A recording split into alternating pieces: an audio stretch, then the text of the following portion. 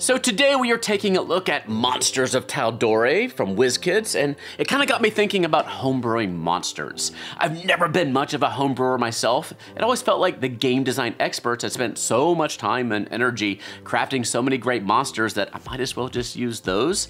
But then I often find myself kind of disappointed in the lack of variety of the things that some of them can do. And I think it really hit home for me when I was running a big hill giant encounter during my Storm King's Thunder campaign a couple of years ago. There's only so many times that you can hit someone with a big old club or hurl a conveniently placed rock before it just starts getting dull.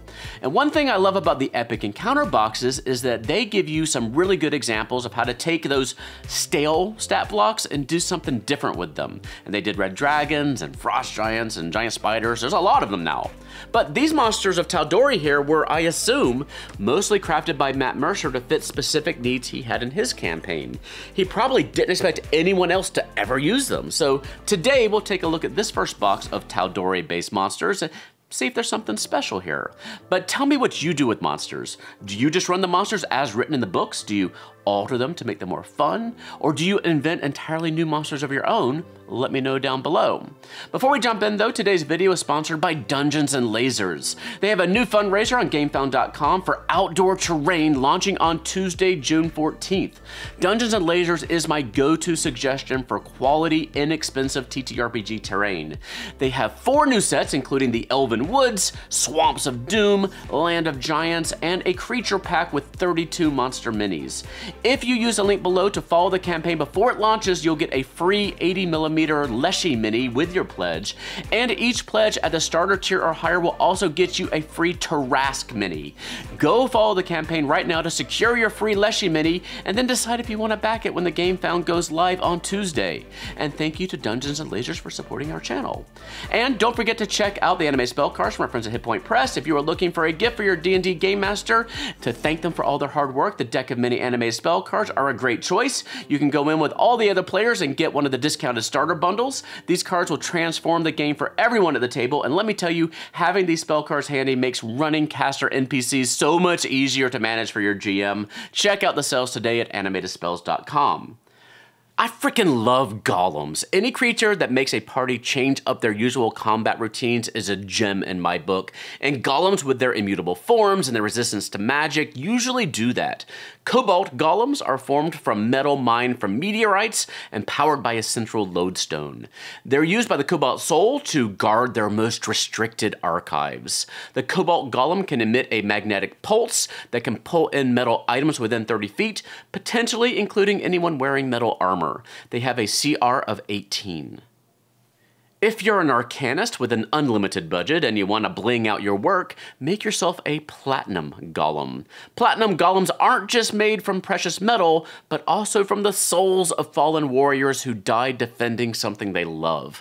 They're often made and employed by temples of the Platinum Dragon. Platinum golems are imbued with divine energy, which enables them to stop anyone attempting to get away from them and emit a radiant blast that blinds foes and deals radiant damage. They have a CR of 16. Cinderslag Elementals are manifestations of the evil hatred of the now-deceased Cinder King, also known as Thordak. Places that were scorched by the red dragon's flames are turned to cinder and give rise to these powerful elementals. They have a molten gaze effect that can melt steel and stone from a distance. Just being near one is enough to feel blisters rise on your skin as the flames leap off its molten form. Cinderslag Elementals have a CR of 8. Speaking of lava and cinder, imagine this Magma Landshark knocking on your apartment door one day.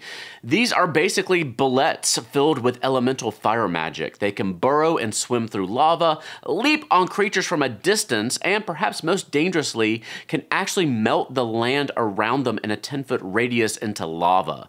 Luckily, it can't leap and melt the land around you in a single turn, but these Magma Landsharks can definitely ruin a day quick. This mini would actually be best for the large-sized young Magma Landshark with a CR of 9, and without the land melting ability, an adult Magma Landshark is huge and has a CR of 14. This creature is called a Miskath Gorgon, and it's a bit of a mystery for me. Perhaps some harder core Critical Role fans can help me out here. I believe Miskath refers to the pre-calamity land now known as Blightshore in Wildmount, not Ta'Dorei. I don't see a Gorgon stat block in the Ta'Dorei Campaign Setting book, but there was a pretty epic fight with a pre-calamity Gorgon who apparently wandered down from Blightshore in Campaign 2, Episode 96. The diligent folks over at Crit Roll Stats did a great write-up about the encounter and the Gorgon over on their site, which we'll link in the video description down below. We actually haven't had very many Gorgon minis, so this may be a nice addition to your collection. It's a pretty impressive one. Next, we have an aboleth mini here called a Deepkeeper. And as far as I can tell, the term Deepkeeper was never used in Critical Role, but the term aboleth is owned by Wizards of the Coast, so they probably want to steer clear of that. There's also not a new stat block for an aboleth or a so-called Deepkeeper in the Ta'Dorei Campaign Setting book, but I'm always happy to get a new aboleth mini. I've always been unhappy with the size of the aboleth, given that they're such powerful ancient creatures, so it's nice to get one on a huge size base like this, even though the stat block calls for it to be large. This is actually one of the best aboleth minis that we've seen, and aboleth has a CR10 stat block in the basic rules. Here you can see it next to an aboleth mini from the Fangs and Talons Icons of the Realm set, and an All-Go-Through mini from the Pathfinder Battles Legendary Adventures set. Finally, we get 3 different Vos'sykriss Serpentfolk minis. 1 regular mini and 2 ghost minis, each with a unique pose. The Vos'sykriss Serpentfolk didn't start off as Serpentfolk. They were just regular humanoid people who just really liked snakes. Snakes were cool. They could slither. They could shed their skin. They bend into funny shapes. Who wouldn't want to be a snake? So they went through a bunch of gross rituals to be more like their betrayer god called the Cloaked Serpent. Now they live in jungles and venerate those who come closest to being the ideal snake. Apparently they also have a tendency to leave ghosts behind when they die, so if you wander into the ruins of an ancient Serpentfolk temple, you might just find yourself set upon by a bunch of ghost snakes, which is just no fun for anybody. A regular Vos'sykriss Serpentfolk has a CR of 3 and has some innate spellcasting abilities along with its ability to bite, swing its scimitar, and constrict around foes. The Serpentfolk Ghost stat block is CR 4. They're able to see into and enter the ethereal plane, have quite a few resistances and immunities, and can move through corporeal creatures and objects. When they want to attack, they have a returning spear and a terrifying hiss that can frighten foes. This is a pretty interesting mix of some classic creatures like the Gorgon and the aboleth, and some twists on the classics like the Magma Landshark, the Cinder Elemental, and the 2 new golems. The Yuan-Ti, the Serpentfolk Abomination minis, I'm still a little bit ambivalent about. I still just remember the days of getting invisible minis in our booster boxes and how disappointing they could be. I still have a bag full of invisible minis that I just never use for anything. If I thought about it, they could probably be useful for like ghosts or for characters who are currently hiding or for those who are actually invisible. I just never remember that I have them. Now, these Ghost Serpentfolk minis are a little cloudier than your regular transparent minis, a little ghostier, and we do have an entirely different stat block for them, so they're fine. They just bring back some bad memories. Let me know what you think about the set in the comments section down below. Critical Role Monsters of Tal'Dorei Set 1 is available now for between $50 and $60.